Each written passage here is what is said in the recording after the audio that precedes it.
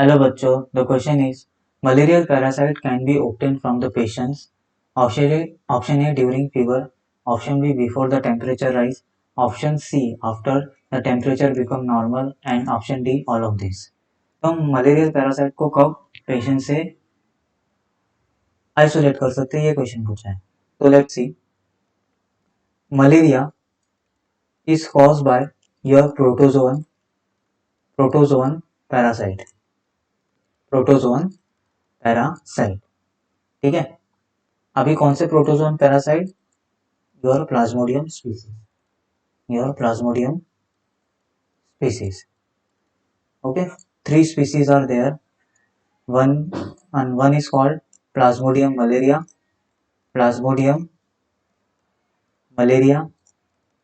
then Plasmodium vivax, and Plasmodium falciparum. Okay, ठीक है. अभी मलेरिया हो जाता, मलेरिया जो है वो डाइजेनिक होता है, means it require to host body. One is called mosquito body for the fertilization. Mosquito body चाहिए फर्टिलाइजेशन के लिए. ओके, और ह्यूमन बॉडी चाहिए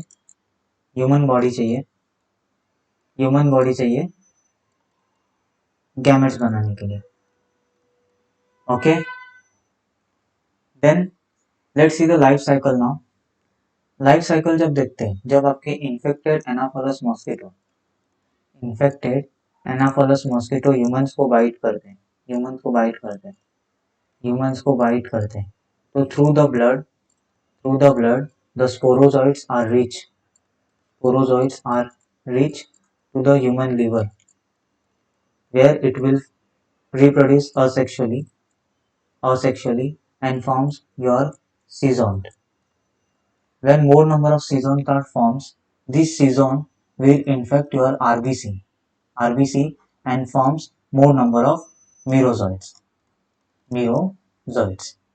Okay, now these merozoites further sexually produce and forms the males and female gametes. कुछ merozoites sexually reproduce होके mail और female gametes form करते.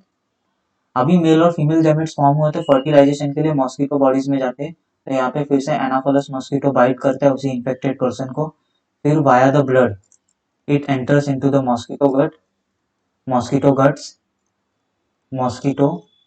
Guts, जहाँ पे फर्टिलाइजेशन होता है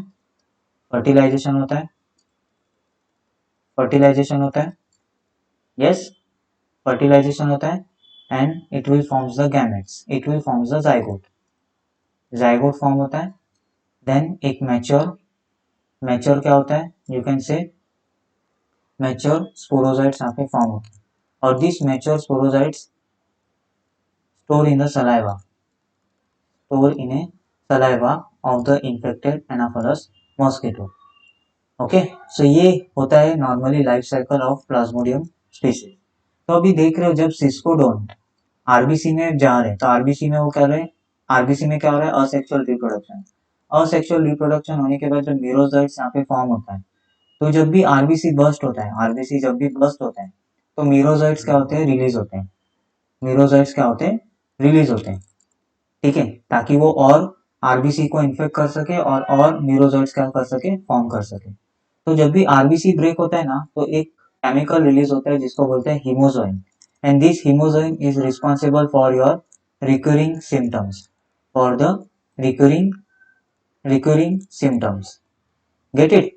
तो हमें क्या क्वेश्चन में पूछा है कि पेशेंट्स में से हम मलेरियल पैरासाइट्स को कब आइसोलेट कर सकते हैं. So that is during fever ना, क्योंकि जब भी आपका आरबीसी ब्रेक होगा, मेरोजॉइट्स होगा, तो merozoites is actually the stage in which your malarial parasites are present ना. स्पोरोजॉइट्स होता है, बट स्पोरोजॉइट्स तो मॉस्किटो गट में बनता है, लेकिन merozoites is a immature stage ना. लेकिन इमैच्योर स्टेज में हम उसे blood from the infected patient के ब्लड से आइसोलेट कर सकते हैं ना.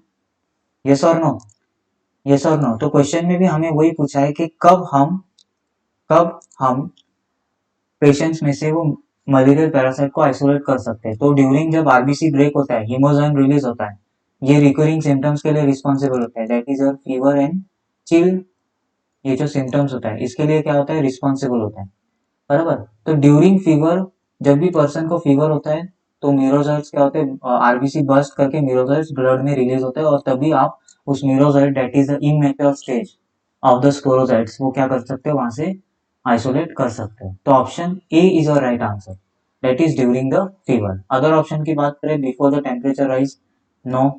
After the temperature become normal, no. All of this तो हो ही नहीं सकता। सो ऑप्शन ए, मतलब ड्यूरिंग फीवर जब आरबीसी बर्स्ट हो रहा है तो वो ब्लड के अंदर रिलीज हो रहा है, ब्लड के अंदर क्या हो रहा है, रिलीज हो रहा है, ठीक है, दूसरे आरबीसीज, अनदर आरबीसीज को इन्फेक्ट करने के लिए।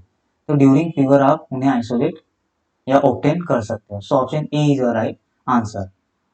Okay, so I hope you will understood this concept. Thank you and best of luck.